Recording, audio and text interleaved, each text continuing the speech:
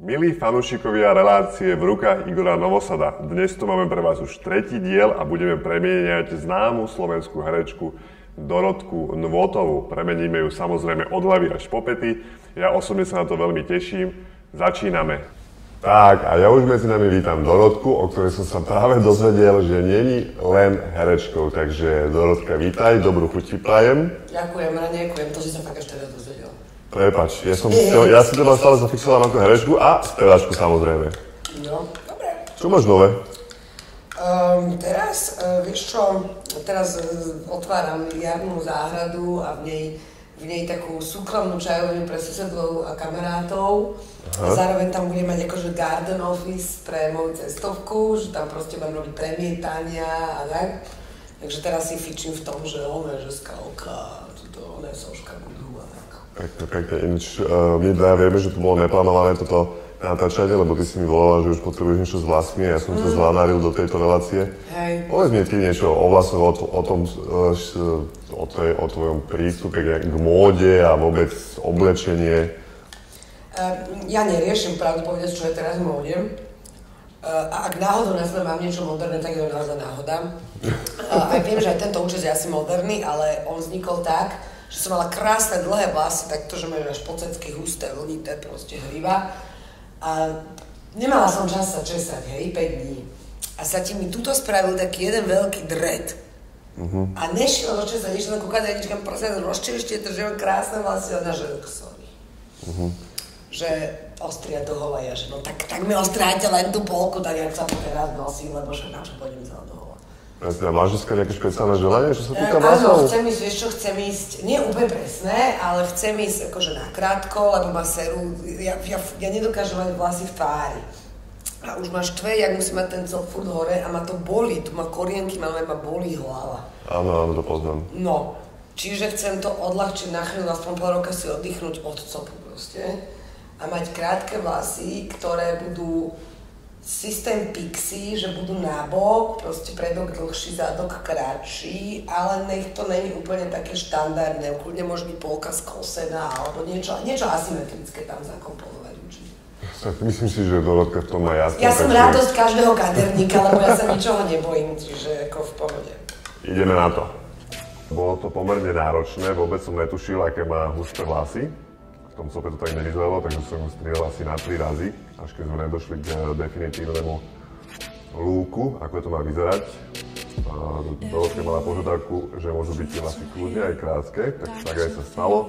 Samozrejme není sú krátke typu chalanského účesu, ale musela tam sa zachovať nejaká ženskosť.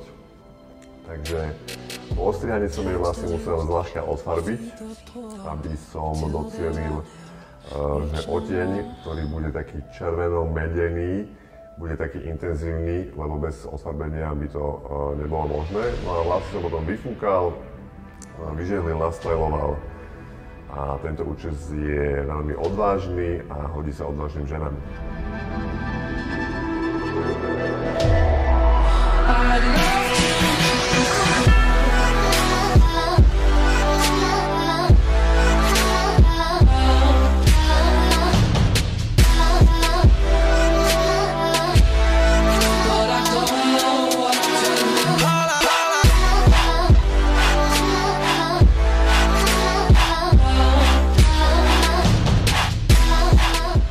Nie som to mala veľmi jednoduché, pretože Dorotka je prirodzený typ dievčaťa, má veľmi peknú pleť, aj keď ona si myslí, že tam má nejaké nedostatky, ale to sú naozaj minimálne.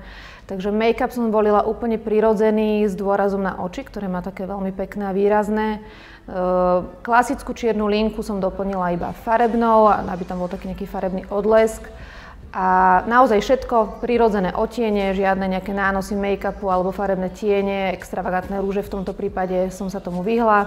Myslím si, že všetku tú extravaganciu a ten dôraz je u nej na vláskoch, ktoré Igor vyčaroval a ona ako taký prirodzený typ nič viac nepotrebuje. Takže mne sa to páči, dúfam, že aj jej a uvidíte sami.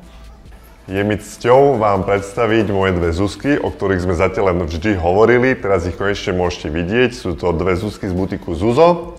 A Zuzke odozdávam slovo, ona nám povie niečo o butiku, čo tam proste majú a niečo o vás. Takže ahoj, vítam aj zdravím celý tým, čo sa tu nachádza. Ja by som v skratke niečo povedala o našom obchodíku, o našej práci. Nachádzame sa v Bratislave na Drieňovej 1/G. Zameriavame sa na športovú eleganciu, na pohodlnú módu. Našou domenou je, aby sa naše zákazničky cítili pohodlne v našich vecičkách. Samozrejme vieme doniesť aj nejaké extravagantnejšie kúsky, šatočky, proste vieme doladiť akýkoľvek outfit. Našou takou možno zvláštnosťou je, že máme osobný prístup ku všetkým našim zákazničkám, ktoré veľmi radi obslúžime, poradíme im, nastajujeme ich a najspokojnejšie sme my, keď oni odchádzajú s úsmevom na tvári, sú šťastné, spokojné a vrátia sa. Super, tak to bolo veľmi výstižné. No a Zuzka číslo 2 nám povie aktuálny model, ktorý má na sebe naša adeptka Dorotka. Takže ahojte, ja som Zuzana, druhá. Dorotku, nakoľko je Dorotka športový typ, sme ju obliekli do takej športovej elegancie a nakoľko sa veľmi nosí džínové oblečenie, denim, tak sme zvolili overall, veľmi sexy, ktorý sa dá nosiť aj na športovo, uvidíme tam aj dve varianty, aj na elegantno a zladili sme tento overall s opaskami, s doplnkami, aj s topánočkami, takže veríme, že sa v ňom bude Dorotka cítiť fajn. Wow, tak super. Myslím si, že veľmi výstižné odpovede obidve, tak sa veľmi teším.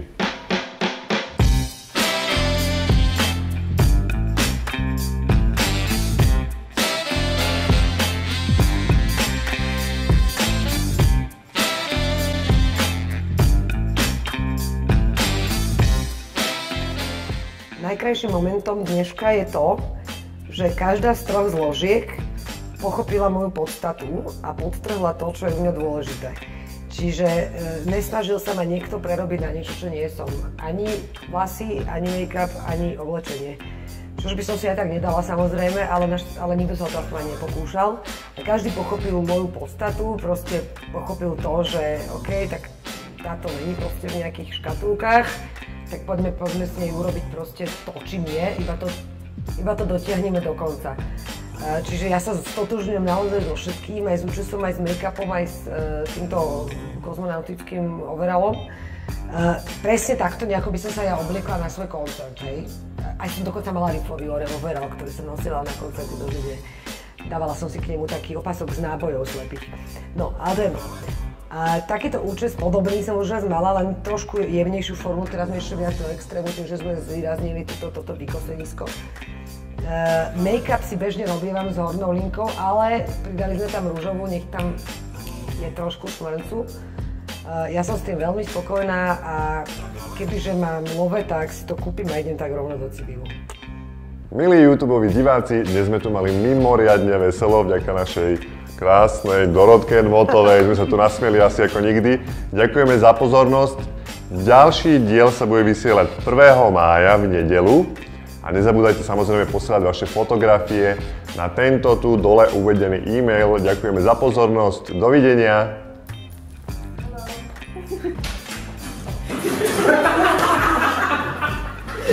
Páčilo sa mi, že tam bolo použité slovo cecky.